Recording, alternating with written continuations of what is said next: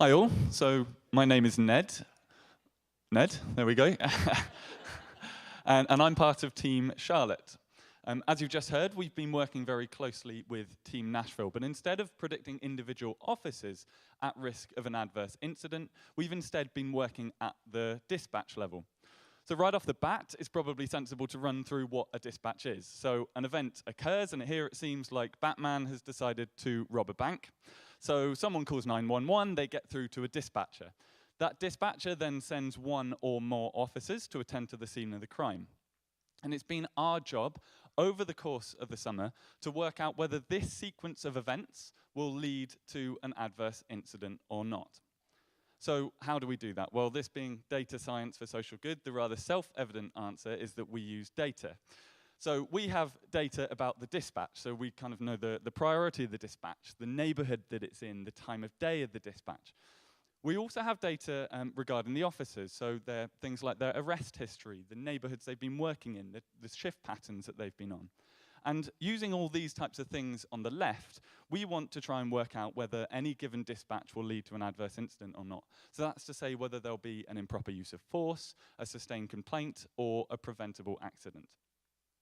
So to give you a little bit of context about what things look like on the ground, this is a map of the center of Charlotte, which is in North Carolina. Now, each of the blue dots that I've overlaid here represents a single dispatch that occurred during the course of a week in the summer of 2014. And there are around 25,000 of them. Now, these three red dots represent the individual dispatches where something adverse actually happened. So those three adverse dispatches is obviously a very, very, very tiny proportion of the original 25,000. So finding or predicting these adverse dispatches is really like finding a needle in a haystack. So all of that being said, can we actually find this needle in the haystack? Can we predict these adverse dispatches?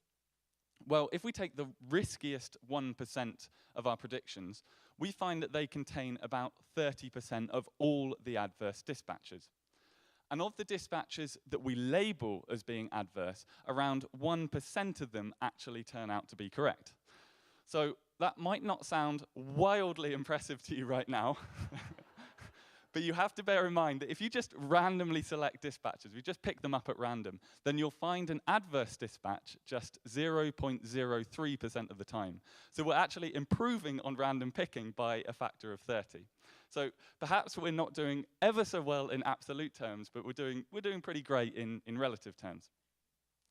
So before I sign off, I just want to kind of run through how these results might be applied in reality, how this might end up in a productionized system. So if we go back to our example of Batman robbing the bank, the call comes into the dispatcher, and they might have a choice of sending 3 units.